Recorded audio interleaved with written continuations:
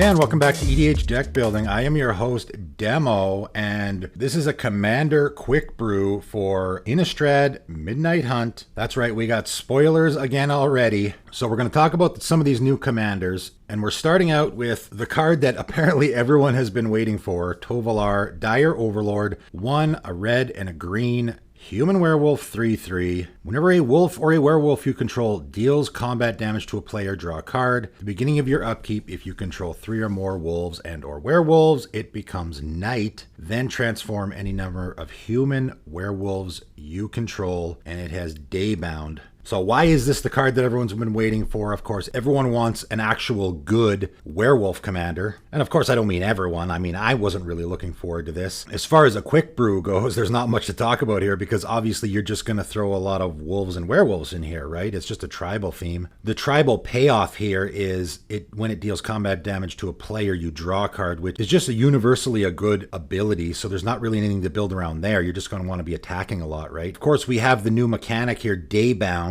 It's essentially the same as the mechanic they had before with transforming werewolves and other creatures. They just sort of put a name to it. So Daybound, if a player casts no spells during their own turn, it becomes night next turn. So basically you flip it, right? And on the back, that particular card would have Nightbound, and if a player casts at least 2 spells during their own turn, it becomes day next turn. So essentially the same as it was before, where you cast no spells, it transforms, and then on the other side, someone casts 2 spells in a turn, and then on the next upkeep, it flips again. Slightly different wording there, but essentially the same thing. So of course on the back, Tovolar the Midnight Scourge, which is a werewolf, 4/4. Whenever a wolf or werewolf you control deals combat damage to player, draw a card. So the exact same ability as on the front, which I really don't like. I really wish they would have put something different on the back there instead of the exact same ability that's on the front. However, it also has X, a red, and a green. Target wolf or werewolf you control gets +X/+0 and gains trample until end of turn. And then, of course, it has the Nightbound ability, which means it can flip back if someone casts 2 or more spells. So, like I said, not much to talk about here because obviously you're just in a werewolf tribal deck, right? That's just what you're going to chuck in. Here's a whole bunch of werewolves. I mean, you also could just do wolves, I think. Whenever a wolf or werewolf you control deals combat damage. So you could also just put wolves in this deck. I think ultimately you're going to want to put as many werewolves in this deck as you can, though, because that other ability of being able to essentially transform your werewolves if you have 3 or more. So if you think about a card like a Huntmaster of Fells, for example, that's going to be a great card to constantly be transforming back and forth. If anyone's ever had one of those in play in Commander or any other format, having that thing flip back and forth every single turn is fantastic. Also, the backside being able to give that pumpable effect is good, but ultimately you're just playing an aggro deck here, right? There's really no other way to play this deck. You're just going to be playing lots of wolves and werewolves, and you're going to be attacking with them. So really there's not much to talk about. However, it is that card that people have been waiting for a long time. They wanted a really good werewolf commander, and I think this is a really good werewolf commander. Next up, Gisa Glorious Resurrector, 2 black, human wizard 4/4. And this is a spicy one. If a creature an opponent controls would die, exile it instead. So already that's a great ability. Having that ability stapled on your commander, you're sort of hosing any graveyard deck, any dies triggers. That's always great to have.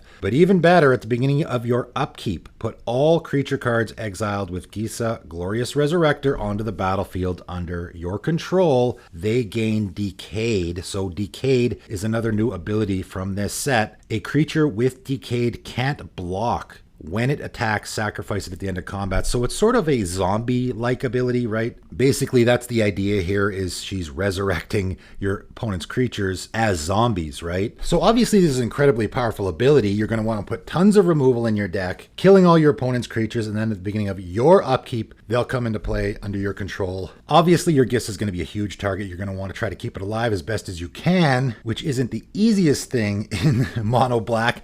There are ways, though. To me, I know it doesn't seem like it, but Gisa and Tergrid seem like very similar commanders where I'm going to be doing stuff that my opponents really don't like. So my opponents are always going to want to get it off the table so that I can't be gaining the advantage from it. I'm already going to be killing all my opponent's creatures all the time, but Gisa is going to give me that added advantage of putting it into play under my control, which is also something that people really don't like in games. The Decayed ability, you're going to have to play around a little bit there, but for me, I'm thinking you just don't attack, right? I'm going to steal all my opponent's creatures and get whatever benefit I can out of them. So if I have a removal spell in my hand, I'm not going to kill the creature that I want to attack with. I'm going to kill the Eternal Witness.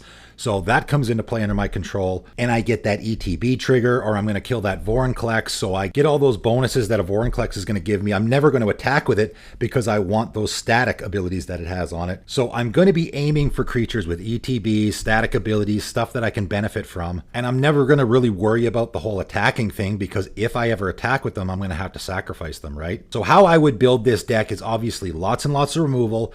Gotta have ways to protect your Gisa, and then just aim at the creatures that is going to be benefiting you. And then obviously I'm also going to throw a Theming Amalgam in here, because whenever a creature you control but don't own dies, its owner loses 2 life and you gain 2 life. So I think that's definitely going to go in the deck as well. But moving on finally today to Leinore Autumn Sovereign, 2 green and a white, human noble 04. Has another new ability, Coven. At the beginning of combat on your turn, put a +1/+1 counter on up to 1 target creature you control. Then if you control 3 or more creatures with different powers, draw a card. To critique a little bit here, I would really like if they started doing these triggered abilities with a benefit that wasn't just draw a card. It seems like a bit of a cop-out here to always be having these legendary creatures that have some interesting triggered ability, but the payoff is draw a card. You know, maybe something a little more inventive would be nice. Nevertheless, very interesting ability. You know, you're in a +1/+1 counter theme here a little bit, I suppose, so you are going to want to look at that. More so, I think the +1/+1 counter, though, is to make sure you have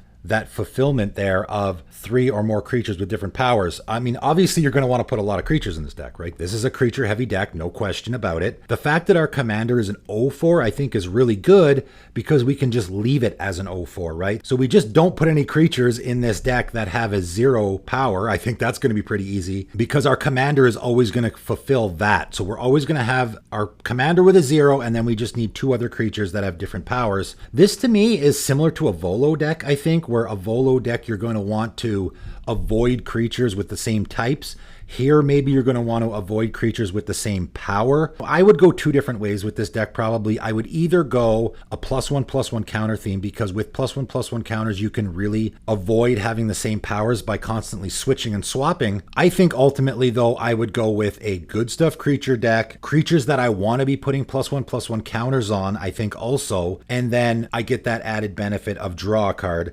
And then, of course, there's obviously going to be a whole bunch of cards in this set with that Coven ability or the ability of caring about having creatures with different powers, I think. But one thing you're absolutely going to want to make sure with this deck is that you have lots of creatures, right? Because you need at least 3 creatures in play for this to happen at all. Your commander is going to be 1, and then you need at least 2 others. So you're going to want lots of creatures in this deck, absolutely for sure.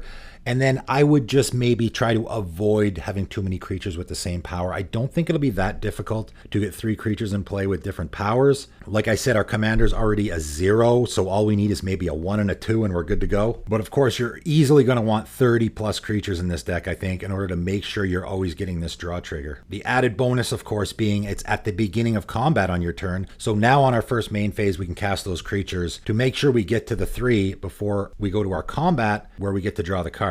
So that is it for today. Just a quick brew with some of these new commanders. Can't believe we're into a new set already. There definitely is some interesting and fun commanders here, and some commanders that people have been asking for, apparently. So there it is. That's it for today. Thanks for tuning in.